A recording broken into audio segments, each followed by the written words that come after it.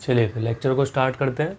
बराबर, तो आज नया लेक्चर है anti fungal medicinal chemistry 3 बीफार्म 6th semester. बराबर, इससे पहले हमने सीरियल नंबर जीटीयू के सिलेबस के हिसाब से सीरियल नंबर 1, 2, 3 जो है वो ख़त्म कर दिया है। अब हम सीरियल नंबर 4 यानी कि बोल सकते हैं कि चैप्टर नंबर 4 पे आ सके हैं, आ गए हैं, या फिर लेसन नंबर 4 पे आ चुके हैं। बराबर, तो आज हम लोग एंटी फंगल पढ़ेंगे। बराबर, इससे पहले जैसे कि एंटीवायरल ख़त्म कर दिया है, बराबर, एंटीबायोटिक्स ख़त्म कर दिए हैं, फिर और भी दूसरी चीज़ें जो है वो ख़त्म कर दी है। प्लेलिस्ट में मिल जाएगा, आप चेक कर सकते हैं। बराबर, वहाँ से तो आज हम लोग पढ़ने जा रहे हैं एंटी फंगल। तो एंटी फंगल लेक्चर स्टार्ट होने से पहले ये देख लेते हैं कि उसके अंदर पढ़ना कैसे है।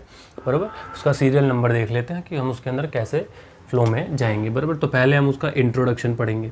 बराबर, यानी कि फंगस क्या होता है, फंगल की होता है, क्यों होता है, ये फंगस होता है क्या है, फंगल किस तरह से होता है, क्या खाने से होता है, बराबर, किसकी वजह से होता है, कौन सी ड्रग की वजह से होता है। बराबर, तो ये सब फिर उसका क्लासिफिकेशन डालेंगे, जैसे कि फंगस इन्फेक्शन हो जाता है या फंगल इन्फेक्शन हो जाता है तो उसमें हम कौन कौन सी ड्रग लेते हैं उसका हम लोग क्लासिफिकेशन देखेंगे। फिर उस क्लासिफिकेशन का हम मोड ऑफ एक्शन देखेंगे। उसके बाद हम सिंथेसिस और सार। देखिए, सिंथेसिस और सार जो है, अगर आप पहले की वीडियोस देखें तो उसमें भी मैं पहले बता चुका हूँ कि सिंथेसिस और सार जो है वो मैं जब सिलेबस ख़त्म हो जाएगा तो लास्ट में मैं सिंथेसिस और सार वो अलग से वीडियो बनाऊंगा। क्योंकि सिंथेसिस और सार में क्या होता है, सब सिंथेसिस और सार नहीं करने होते, कुछ गिने चुने ही होते हैं, सिलेक्टेड होते हैं, बस उन्हीं को करना होता है। तो मैं वो सिलेक्ट करके सिंथेसिस और सार जो है वो ला दूंगा। वैसे तो इस चैप्टर में सार है ही नहीं, इस चैप्टर में सार की हमको कोई ज़रूरत ही नहीं है। सिंथेसिस है एक, जिसमें माइकोनाजोल करके एक आता है, वो इम्पॉर्टेंट है, और दूसरा जो है टोलनाफ्टेट करके आता है। बराबर, माइकोनाजोल और टोलनाफ्टेट ये दोनों ही सिंथेसिस जो है बहुत इंपॉर्टेंट है, और इनका वीडियो जो मैं है बाद में लास्ट में बना दूंगा। बराबर, तो हम सिंथेसिस बने, यानी जब सिलेबस ख़त्म हो जाएगा तब मैं सिंथेसिस और सार के वीडियोस अलग से बनाऊंगा। बराबर, अब एग्ज़ाम में क्वेश्चन किस प्रकार के पूछते हैं, अगर आप जीटीयू में हैं, बराबर, अगर आप जीटीयू में हैं तो आपका क्वेश्चन कुछ इस प्रकार से पूछ सकता है इसमें कि डिफाइन करो एंटी फंगल एजेंट। अब क्या है, ये सिर्फ एक क्वेश्चन नहीं, इसको किसी क्वेश्चन के साथ देंगे। बराबर, या तो इसके साथ दे देंगे सिंथेसिस के साथ, या तो किसी दूसरे के साथ दे देंगे। बराबर, फिर क्लासिफिकेशन बोलेगा, या तो डेफिनेशन के साथ बोलेगा डिफाइन करो एंटी फंगल और क्लासीफाई करो एंटी फंगल एजेंट्स को। फिर उसका स्ट्रक्चर इन ईच क्लास। अब स्ट्रक्चर कैसे करते हैं, आप 6th सेमेस्टर में आ चुके हैं तो आपको पता होगा, आप जो है उससे अब काफ़ी, बराबर, तो उसको आप हैंडल करना आ गया होगा कि हाँ स्ट्रक्चर कैसे बनाया जाता है। बराबर, तो सब स्ट्रक्चर बनाने नहीं होते हैं। बराबर, हर क्लास में बस थोड़े बहुत स्ट्रक्चर जो है वही बनाने होते हैं। बराबर, तो वो आप 4th सेमेस्टर से करते आ रहे हैं तो आप उसको उसकी आदत पड़ गई होगी। बराबर, अब सिंथेसिस, तो सिंथेसिस जैसा कि बता दिया मैंने। बराबर, माइकोनाजोल होता है और टोलनाफ्टेट होता है। कौन से होते हैं, माइकोनाजोल और टोलनाफ्टेट। बराबर, तो ये सब हम जो है इस पूरे लेक्चर्स में पढ़ेंगे। बराबर, और ये जो है वो पार्ट 1, 2, 3 ऐसा जितना भी वीडियोस बनेगा उसमें हम पार्ट वाइज डिवाइड कर देंगे। बराबर, इस लेक्चर को। तो चलिए फिर शुरू करते हैं कि एंटी फंगल होता क्या है, उसका स्टार्ट करते हैं। बराबर, चलिए फिर इसका इंट्रोडक्शन देखते हैं। तो इंट्रोडक्शन स्टार्ट करते हैं। तो सबसे पहले हम देखते हैं कि एंटी फंगल दे रहे हैं, यानी कि हम फंगल यानी कि फंगस के इन्फेक्शन के कारण हम क्या देते हैं, एंटी फंगल देते हैं। बराबर, तो यानी जब हमको फंगल इन्फेक्शन हो जाता है। अब ये फंगल इन्फेक्शन होता क्या है, तो फंगल इन्फेक्शन को जो है माइकोसिस भी किया जाता है, माइकोसिस भी कहा जाता है। बराबर, तो फंगल इन्फेक्शंस को क्या कहा जाता है, माइकोसिस भी कहा जाता है। ये माइकोसिस वर्ड आपने सुना होगा म्यूकर माइकोसिस में, जब कोरोना के बाद थोड़ा म्यूकर माइकोसिस आया था। ये क्यों आया था, क्योंकि जब जो स्टेरॉइड्स होती हैं, यानी जो स्टेरॉइड्स होती हैं, जो ब्रॉड स्पेक्ट्रम एंटीबायोटिक्स होती हैं, वो अगर हम ज़्यादा देने लगते हैं तो ये क्या होता है, वहाँ पे फंगल इन्फेक्शन हो जाता है। बराबर, तो वो म्यूकर माइकोसिस जो वाला वही था। बराबर, तो हाँ, माइकोसिस होता क्या है, यानी कि a disease caused by infection, यानी कि ऐसा डिजीज़ जो कि कॉज्ड हुआ हो इन्फेक्शन विद अ फंगस, यानी फंगस के कारण का अगर कोई इन्फेक्शन हो रहा है उस डिजीज़ को बोलते हैं फंगल इन्फेक्शन या फिर माइकोसिस। जैसे कि रिंग वॉर्म। बराबर, जैसे कि रिंग वॉर्म, ये क्या होते हैं, स्किन डिजीज़ होती है, स्किन पर रैसेस पड़ जाते हैं, ऐसे सर्कल जो है वो रैसेस पड़ जाते हैं। अगर मुझे याद रहा एडिटिंग के टाइम तो मैं इसकी इमेज डाल दूंगा, बराबर। तो ये क्या हो जाते हैं, वरना आप गूगल से देख लेना। अब उसके बाद इसमें कॉमन इन्फेक्शंस कौन कौन से होते हैं, जैसे फिंगर नेल्स, टो नेल। तो क्या होता है कि जैसे कि जो नेल्स होते हैं ना, उसमें देखना खुरदुरा हो जाता है या सड़ने लगता है, थोड़ा सा खुरदुरा हो जाता है, सड़ने लगता है, वाइट वाइट वो पैचेस पड़ने लगते हैं, बराबर। तो इसका भी अगर याद रहा तो मैं इमेजेस डाल दूंगा, वरना वहाँ से देख लेना गूगल से। फिर स्किन इन्फेक्शन हो गया, स्किन इन्फेक्शन में यही आ गया, बराबर। फिर फंगल इन्फेक्शन ऑफन अकर इन एपिथेलियम टिश्यू, यानी कि फंगल इन्फेक्शन जो है वो ज़्यादातर कहाँ पे होता है, आपके एपिथेलियम टिश्यू में होता है, बराबर। यानी एपिथेलियम टिश्यू को जो है वो ख़राब करता है। अब दूसरा है कि फंगल इन्फेक्शन, यानी कि जो फंगल इन्फेक्शन है वो occur due to the abuse of broad spectrum antibiotic and decrease patients immunity. जैसा बताया म्यूकरमाइकोसिस क्यों हुआ था, क्योंकि abuse of broad spectrum antibiotic, यानी जो ब्रॉड स्पेक्ट्रम एंटीबायोटिक्स होते हैं उनका ज़्यादा यूज़ होने लगा था, बराबर। और ब्रॉड स्पेक्ट्रम जो होते हैं वो काफ़ी हैवी पावर वाले होते हैं, तो जिससे कि क्या होता है कि पेशेंट्स की जो इम्यूनिटी होती है वो कमज़ोर हो जाती है, बराबर। सो अब आगे बढ़ते हैं टाइप ऑफ फंगल इन्फेक्शन। अब फंगल इन्फेक्शन कितने प्रकार के होते हैं वो देख लेते हैं, बराबर। तो फंगल इन्फेक्शन जो है सुपरफिशियल होता है, डर्मेटोफाइट्स होता है, बराबर। उसके बाद कैंडिडियासिस होता है, बराबर। अब ठीक है, आगे बढ़ते हैं। सुपरफिशियल, अब ये सुपरफिशियल जो इन्फेक्शन होता है, सुपरफिशियल फंगल इन्फेक्शन जो होता है, ये क्या करता है, अफेक्ट करता है स्किन, इन्वॉल्व क्यूटेनियस सरफेस, यानी कि जो आपका सरफेस होता है, क्यूटेनियस सरफेस होता है स्किन का, बराबर। उसमें क्या होता है कि स्किन और नेल्स में, ये जो स्किन और नेल्स में जो क्यूटेनियस सरफेस होते हैं वहाँ पे ये इन्फेक्शन होता है। और म्यूकस मेम्ब्रेन में भी होता है, यानी कि म्यूकस मेम्ब्रेन को भी डिस्ट्रॉय करता है, बराबर। उसका एग्जाम्पल ये रहा, बराबर, टीनिया वर्सी कलर, माय गॉड कैसे कैसे नाम दे देते हैं ना, डर्मेटोफाइट्स, बराबर। अब डर्मेटोफाइट्स देख लेते हैं। Fungi that affects a keratin layer of skin, यानी कि स्किन में और हेयर में और नेल्स में जो कैरेटीन की लेयर्स होती हैं, बराबर, जो कैरेटीन्स की लेयर होती हैं उसमें इन्फेक्शन करता है। एग्जाम्पल रिंग वॉर्म, बराबर, रिंग वॉर्म इन्फेक्शन। उसके बाद देख लेते हैं कैंडिडियासिस। अब कैंडिडियासिस क्या होता है, ओरल थ्रस, बराबर, ओरल थ्रस। फिर वॉल्वोवेंजिनिटीज़, बराबर। फिर नेल इन्फेक्शन। ओरल थ्रस क्या होता है, जैसे कि जो आपकी टंग होती है यहाँ पे क्या हो जाता है, रैसेस पड़ जाते हैं बहुत डेंजर वाले। इसका अगर याद रहा तो वही बात है, अगर याद रहा तो मैं एडिटिंग के टाइम इसकी इमेजेस डाल दूंगा, वरना आप गूगल से देख लेना, बराबर। नेल इन्फेक्शन हो गया। अब डीप इन्फेक्शंस में जैसे कि लंग्स हो गया, हार्ट हो गया, ब्रेन हो गया, बराबर। तो ये जो ब्रॉड स्पेक्ट्रम एंटीबायोटिक्स होते हैं वो इसको अफेक्ट करते हैं, फिर इसको अफेक्ट करते हैं, फिर इसको अफेक्ट करते हैं, बराबर। तो ये हो गया। अब इसके आगे देखते हैं, चलिए फिर क्लासिफिकेशन देख लेते हैं। अब एंटी फंगल का क्लासिफिकेशन क्या है, सबसे पहला आता है कि AFAB, यानी कि एंटी फंगल एंटीबायोटिक। अब एंटी फंगल एंटीबायोटिक में कौन से आते हैं, मैक्रोलाइड दिए जाते हैं, यानी कि पॉलिन मैक्रोलाइड और नॉन पॉलिन मैक्रोलाइड।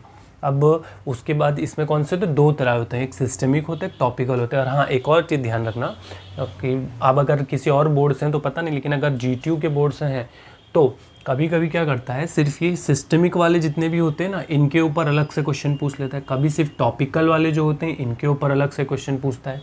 कभी सिर्फ बोलता है कि एजोल डेरिवेटिव का मैकेनिज्म ऑफ एक्शन बताओ विद द क्लासिफिकेशन, तो हमको ये दोनों लिखने का, उसकी इमिडाजोल, ट्राइजोल।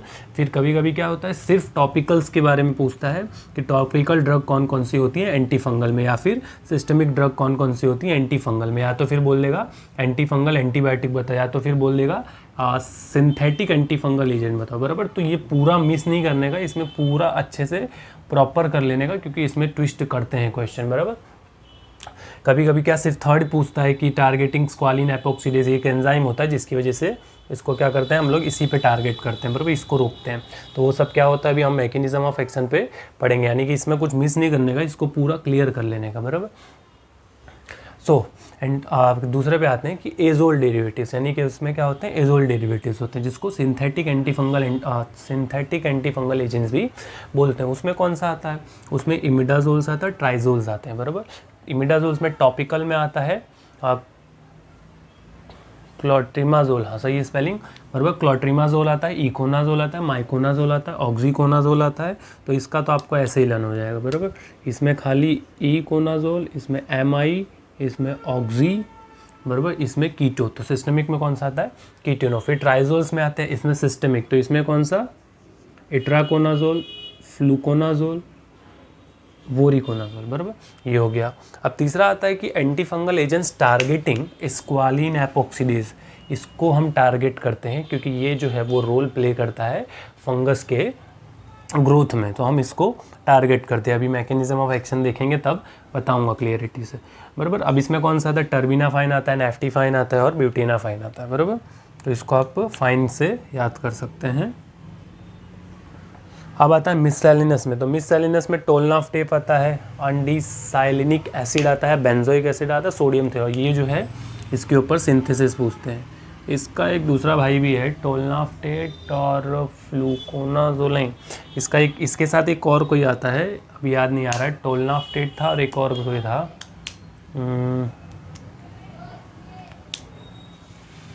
याद नहीं आ रहा है, बराबर। तो इसके साथ एक और था, सिलेबस में देख लेना, उसके भी ये दोनों का सिंथेसिस इंपॉर्टेंट है, पहले बता दिया, सिंथेसिस हम लास्ट में करेंगे, बराबर। तो ये हो गया हमारा। अब इसका मैकेनिज्म ऑफ एक्शन देख लेते हैं, बराबर। और हो सकता है कि पार्ट्स में वीडियो आएंगे, बराबर, तो पार्ट 1 पार्ट 2 ऐसे वीडियो आएंगे, बराबर। तो अब हम लोग ने क्या कर दिया, इसका क्लासिफिकेशन ख़त्म कर दिया है, अब इसका मैकेनिज्म ऑफ एक्शन ख़त्म कर देते हैं। चलिए फिर आगे बढ़ते हैं, अब मोड ऑफ एक्शन देख लेते हैं। तो मोड ऑफ एक्शन देखने से पहले मैं इसको थोड़ा जूम कर देता हूँ ताकि आपको दिख जाए और आप इसको क्लियर लिख सकें, बराबर। तो स्क्रीनशॉट जल्दी से ले लेना, फिर इसमें अच्छे से लिख लो। लेते हैं मोड ऑफ एक्शन इसका कैसे है। तो सबसे पहले मोड ऑफ एक्शन स्टार्ट करने से पहले कुछ चीज़ें जो है हम वो जान लेते हैं, क्योंकि अगर ये जानेंगे तो मोड ऑफ एक्शन तो जो है वो अपने आप आने लगेगा, बराबर। तो सबसे पहले जानते हैं कि क्या होता है कि जो फंगल सेल वॉल होती है, बराबर, जो फंगल सेल वॉल होती है वो कम्प्लीटली डिफरेंट होती है बैक्टीरियल सेल वॉल से। क्या होती है, कम्प्लीटली डिफरेंट होती है बैक्टीरियल सेल वॉल। और यहाँ पे जो है वो आपके antibacterial cell wall inhibitor, जैसे कि हम क्या देते थे, बीटा लैक्टम देते थे, बराबर। तो ये सब जो है यहाँ पे वो काम नहीं करती हैं, बराबर। तो antibacterial cell wall inhibitor does not affect, यानी यहाँ पे जो हमारे antibacterial cell wall inhibitor होते हैं वो अफेक्ट नहीं करते, जैसे कि बीटा लैक्टम है, फॉर एग्जाम्पल बीटा लैक्टम हो गया, तो ये सब जो है यहाँ पे अफेक्ट नहीं करते हैं। अब हम एक चीज़ जानते हैं कि biochemical targets for anti fungal, यानी ये जो आप एंटी फंगल दे रहे हैं इसके बायोलॉजिकल टारगेट क्या होंगे, यानी ड्रग जाने के बाद ये क्या क्या करेगा। तो ये टारगेट किसको किसको करता है, कौन से बायोकेमिकल्स को टारगेट करता है जिससे कि हमारा एंटी फंगल जो है वो ज़्यादा अफेक्ट करे। तो ये क्या करता है कि जो फंगी होता है या फंगस होता है उसके अंदर मैनोप्रोटीन्स पाए जाते हैं, इन मैनोप्रोटीन्स को जो है वो टारगेट करता है। अब ये मैनोप्रोटीन्स का काम क्या होता है, ये जो मैनोप्रोटीन्स होते हैं इनका काम होता है मेंटेन सेल वॉल स्ट्रक्चर, यानी कि जो सेल वॉल का स्ट्रक्चर है, बराबर, उसको मेंटेन करते हैं, यानी सेल वॉल ब्रेक ना होने पाए उसको मेंटेन करते हैं। उसके बाद दूसरा ग्लूकेन एंड चीटीन, बराबर, इसका प्रोनाउंसिएशन गलत हो तो पता नहीं, बाकी चीटीन बोल रहा हूँ मैं, बराबर। तो ग्लूकेन एंड चीटीन, बराबर। तो इस ये क्या है, अब ये ग्लूकान और चीटीन क्या चीज़ है, तो देखो ग्लूकेन क्या होता है, एक पॉलीसेकेराइड होता है जिसमें क्या होता है, पॉलीसेकेराइड होता है। पॉलीसेकेराइड क्या होता है, तो पॉलीसेकेराइड क्या होता है, एक कार्बोहाइड्रेट होता है जिसमें क्या होता है, शुगर के मॉलिक्यूल्स जो है आपस में अटैच होते हैं। तो बराबर, तो ग्लूकेन ये हो गया। अब ये जो चीटीन है, यानी कि ये जो चीटीन है वो क्या है, ये एक फंगी के अंदर सब्सटेंस होता है, बराबर, ये सिर्फ फंगी में ही पाया जाता है और वक्त फंगी में ही पाया जाता है, बराबर।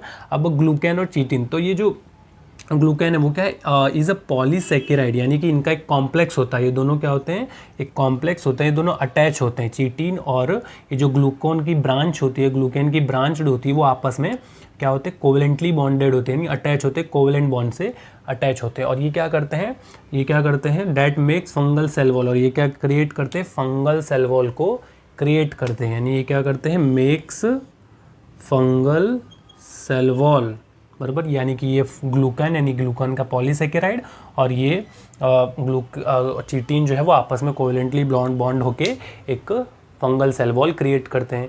अब तीसरा है कि प्लाज्मा मेम्ब्रेन। अब प्लाज्मा मेम्ब्रेन क्या होता है कि इन फंगी के अंदर जो भी प्लाज्मा मेम्ब्रेन होता है बराबर। प्लाज्मा मेम्ब्रेन होती है, उसके बाहर सेल वॉल होता है। तो प्लाज्मा मेम्ब्रेन को भी हम टारगेट करते हैं, क्योंकि क्या होता है इसके अंदर जो प्लाज्मा मेम्ब्रेन है वो कंटेन करता है एर्गोस्टेरॉल। अब एर्गोस्टेरॉल एक स्टेरॉल है जो कि मेन कंपोनेंट होता है, बराबर। और इसी को हम टारगेट करते हैं। हमारी जो एम्फोटेरिसिन बी है, यानी जो ड्रग है वो इसी की, यानी कि पॉलिन मैक्रोलाइड है, वो इसी पे एक्ट करती है। वो अभी मैं इसको और डिटेल में बताऊंगा बराबर, एर्गोस्टेरॉल क्या होता है और इससे काम क्या होता है। तो ये हो गया हमारा बायोकेमिकल टारगेट, यानी हम जो ड्रग्स देते हैं एंटी फंगल, उसमें ये 3 चीज़ को हम लोग टारगेट करते हैं, बराबर। प्लाज्मा मेम्ब्रेन, ग्लूकैन चीटिन और मैनोप्रोटीन, इन्हीं 3 चीज़ को हम टारगेट करते हैं। अब जर्नल मैकेनिज्म देख लेना, क्या है कि जर्नल मैकेनिज्म क्या है, यानी कि हम ये 3 तरीके से हमारी जो एंटीबायोटिक या एंटी फंगल एजेंट्स है वो 3 तरह से काम करती है। पहला कि जो सेल वॉल फॉर्मेशन है, यानी जो फंगस के अंदर जो सेल वॉल का फॉर्मेशन हो रहा है उसको हम इनहिबिट करते हैं, बराबर। यानी क्या करते हैं, सेल वॉल के फॉर्मेशन को इनहिबिट करते हैं, बराबर। उसके बाद सेल वॉल डिस्ट्रप्शन, यानी कि सेल मेम्ब्रेन अगर उसका बन चुका है, बराबर, यानी सेल वॉल तो बन चुका है, अब सेल मेम्ब्रेन को हम क्या कर सकते हैं, डिस्टर्ब कर सकते हैं, यानी उसको तोड़ फोड़ सकते हैं, बराबर। उसके अंदर तबाही मचाएंगे हम बराबर। तो ये हो गया सेल मेम्ब्रेन डिस्ट्रप्शन। उसके बाद देखते हैं, उसके बाद क्या होता है कि इनहिबिशन ऑफ सेल डिवीज़न, यानी कि जो फंगस का सेल डिवीज़न हो रहा है, फंगस का क्या हो रहा है, सेल डिवीज़न हो रहा है, उसको हम लोग रोकते हैं, बराबर। तो ये हो गया हमारा मोड ऑफ एक्शन। तो हम लोग क्या, इनके बायोलॉजिकल टारगेट्स क्या, ये 3 चीज़ पे हम लोग टारगेट रखते हैं कि इन चीज़ को हमको रोकना है किसी भी फंगस या फंगी के अंदर, बराबर। फिर ये इसका जर्नल मैकेनिज्म होता है कि सेल वॉल का फॉर्मेशन रोकना है, या फिर सेल डिवीज़न को रोकना है, या फिर सेल मेम्ब्रेन को डिस्टर्ब करना है, बराबर। तो ये चीज़ हो गया। अब हम इसके आगे देखते हैं कि सबसे पहले कौन सा आता है। सबसे पहले आता है पॉलिन मैक्रोलाइड, यानी कि एंटी फंगल एंटीबायोटिक में सबसे पहले 2 थे, एक पॉलिन मैक्रोलाइड था, एक नॉन पॉलिन मैक्रोलाइड था। अभी जो पॉलिन माइक्रोलाइड है उसमें कौन सा आता है, एम्फोटेरिसिन बी आता है, नास्टेटिन आता है। तो एम्फोटेरिसिन बी के ऊपर अलग से भी क्वेश्चन आता है, तो एम्फोटेरिसिन बी के लिए अलग से भी क्वेश्चन आता है, तो मैं पॉलिन मैक्रोलाइड का भी बताने जा रहा हूँ, बराबर। तो वो ध्यान रखना। आप शुरू करते हैं इसके आगे का, बराबर। तो पहला किसका था, एंटी फंगल एंटीबायोटिक। तो एंटी फंगल एंटीबायोटिक में जैसा कि सबको पता है पॉलिन मैक्रोलाइड आता है और नॉन पॉलिन मैक्रोलाइड आता है। तो नॉन पॉलिन मैक्रोलाइड में आता है ग्रीसियोफिल्विन और पॉलिन मैक्रोलाइड में इंपॉर्टेंट आता है एम्फोटेरिसिन बी।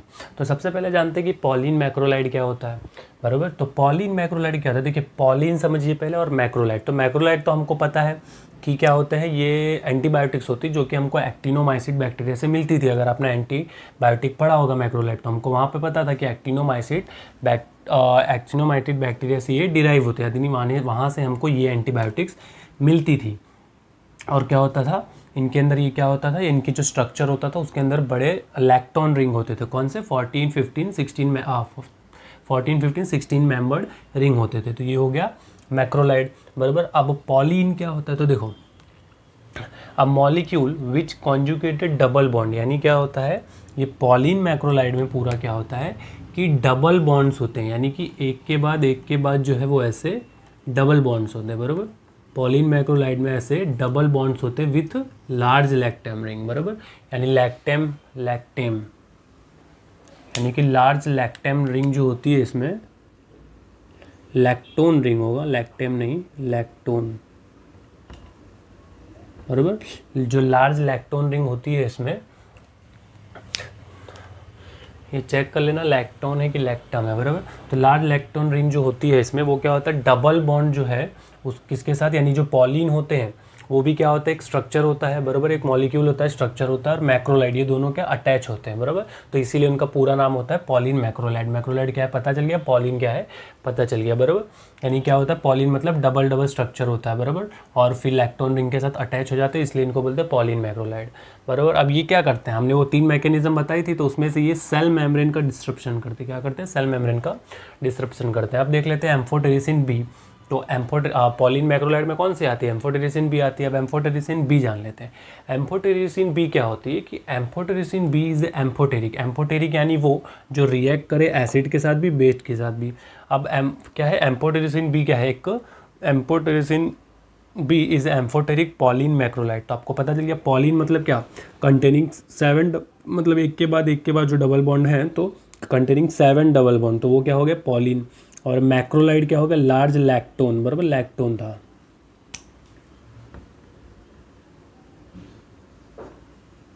बराबर। लार्ज लैक्टोन रिंग 12 और मोर एटम्स, बराबर, जैसा बताया था 12 से ज़्यादा यानी 14, 15, 16 भी हो सकते हैं, बराबर। तो वो लैक्टोन हो गए। तो इन तीनों चीज़ को मिला के क्या बनता है, पॉलिन मैक्रोलाइड, अरे सॉरी एम्फोटेरिसिन बी, बराबर। एम्फोटेरिक है वो, पॉलिन है और मैक्रोलाइड, सबका मतलब लिखा है। तो बराबर ये तीनों मिला के होता है ये चीज़। मैकेनिज्म ऑफ एक्शन क्या है ये तो जान गए। एम्फोटेरिसिन बाइंड जो है वो किसके साथ बाइंड करता है, तो ये जो सेल मेम्ब्रेन में एर्गोस्टेरॉल यानी जो फंगस है, फंगी है, उसके सेल मेम्ब्रेन में एर्गोस्टेरॉल प्रेजेंट होता है। एर्गोस्टेरॉल क्या है आगे बताता हूँ।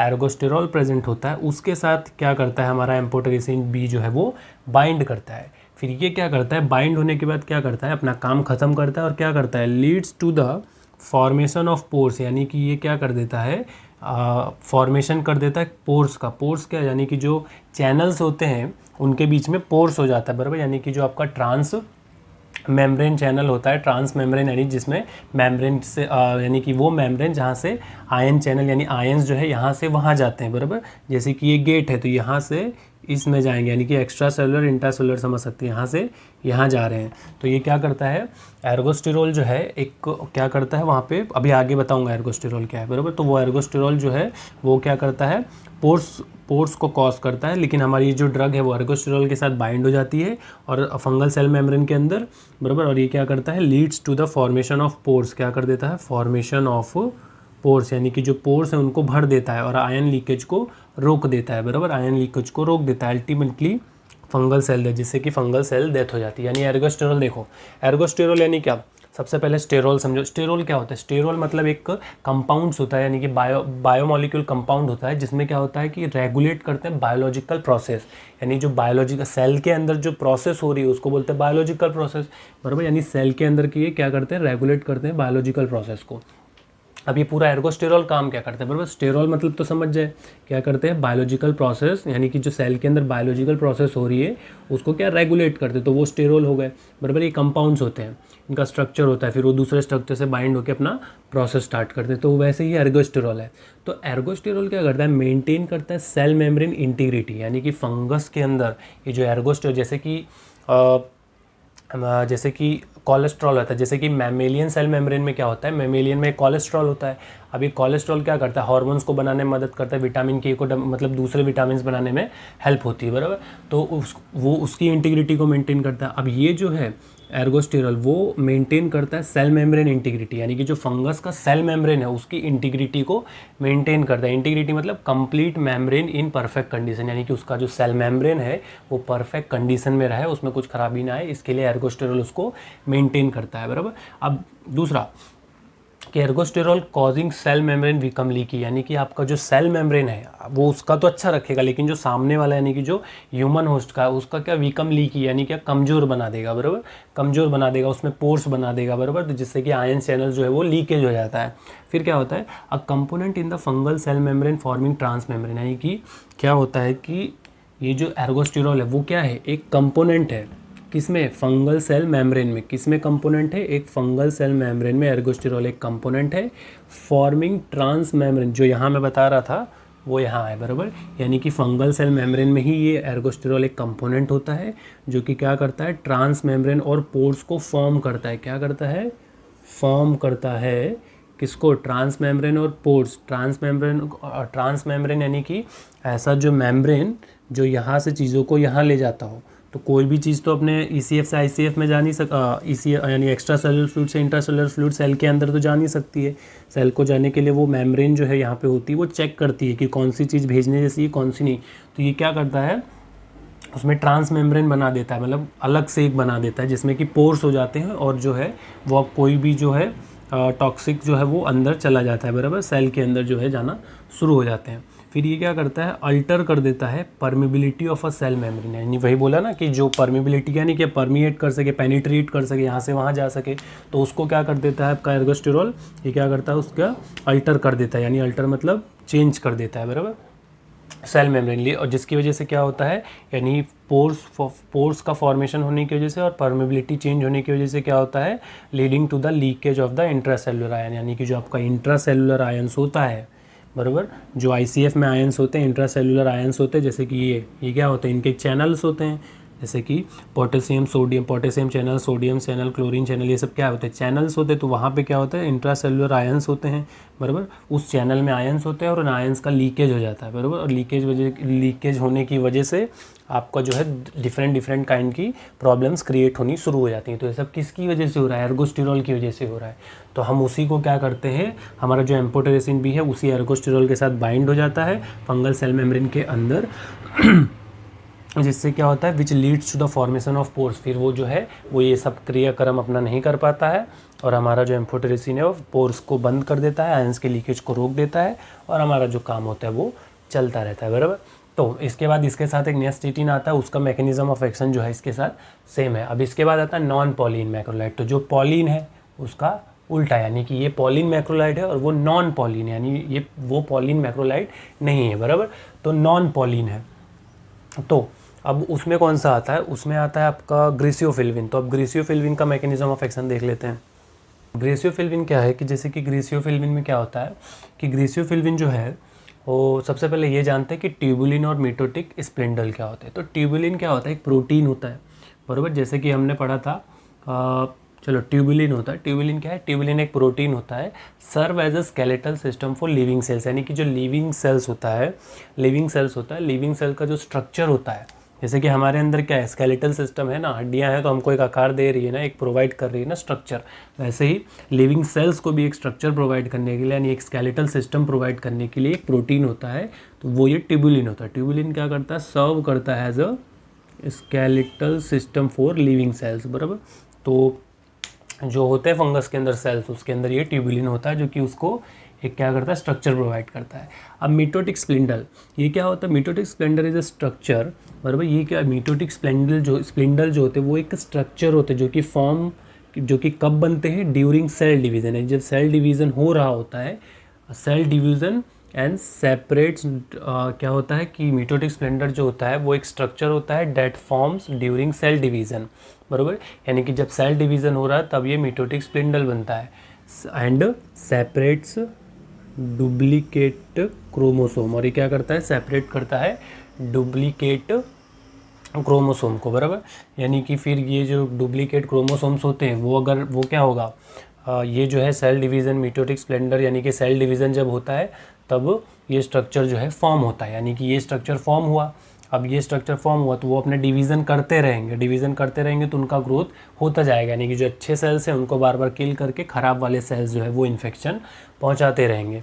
तो अब जानते हैं ग्रेसियोफिल्विन। तो जब हम ग्रेसियोफिल्विन देते हैं तो यही ग्रेसियोफिल्विन जो है इस ट्यूबुलिन के साथ बाइंड हो जाता है, बराबर, जो कि एक स्केलेटल सिस्टम प्रोवाइड करता है। उसी ट्यूबुलिन के साथ बाइंड होकर ये क्या करता है, ये जो मिटोटिक स्पिंडल फॉर्मेशन होता है उसको रोक देता है। यानी कि जो डॉटर न्यूक्लियाई, ये जो सेपरेशन होता है ये जो सेपरेशन होता है डुप्लीकेट क्रोमोसोम्स का, यानी कि जो डुप्लीकेट क्रोमोसोम्स एक के बाद बन रहे हैं और अच्छे सेल्स को ख़राब करके नए सेल्स बना रहे हैं, बराबर, जो इन्फेक्शन पहुंचा रहे हैं उनमें उसको क्या करता है, इनहिबिट कर देता है। यानी कि इनहिबिट मिटोटिक स्प्लिंडल फॉर्मेशन, जिसकी वजह से क्या रिजल्ट मिलता है हमको, inhibition of separation of daughter nuclei, जिससे कि क्या होता है, मिटोटिक स्प्लेंडर फॉर्मेशन रोकने से ये जो सेपरेशन ऑफ डॉटर न्यूक्लियाई, यानी जो डॉटर न्यूक्लियाइज का सेपरेशन हो रहा था, फिर डुप्लीकेट क्रोमोसोम्स बन रहे थे, उनको रोक देता है, बराबर। उनको क्या कर देता है, inhibition of separation of daughter nuclei, यानी जो डॉटर न्यूक्लियाई का सेपरेशन है उसको इनहिबिट कर देता है, जिसकी वजह से क्या होता है, एक फंगीस्टैटिक इफेक्ट मिलता है, बराबर। यानी कि वो उनका ग्रोथ जो है वो रुक जाता है, ग्रोथ नहीं हो पाता है, बराबर। पार्ट 1 वीडियो जो है वो यहाँ पे ख़त्म होता है और इसके बाद के वीडियो में जितना भी बचा हुआ है, 2 मैकेनिज़्म बचा हुआ है, एक एजोल डेरिवेटिव्स का मैकेनिज़्म बचा हुआ है और एक आपका ये एजोल डेरिवेटिव्स का मैकेनिज़्म बचा हुआ है और दूसरा कौन सा था, वो स्क्वालिन एपोक्सीडेज वाला जो है वो बचा हुआ है, बराबर। तो उसको और उसके बाद कुछ एडवर्स इफेक्ट और यूजेज जो है वो हम पार्ट 2 में देख लेंगे, बराबर। तो यहाँ पार्ट 1 जो है हमारा कंप्लीट होता है।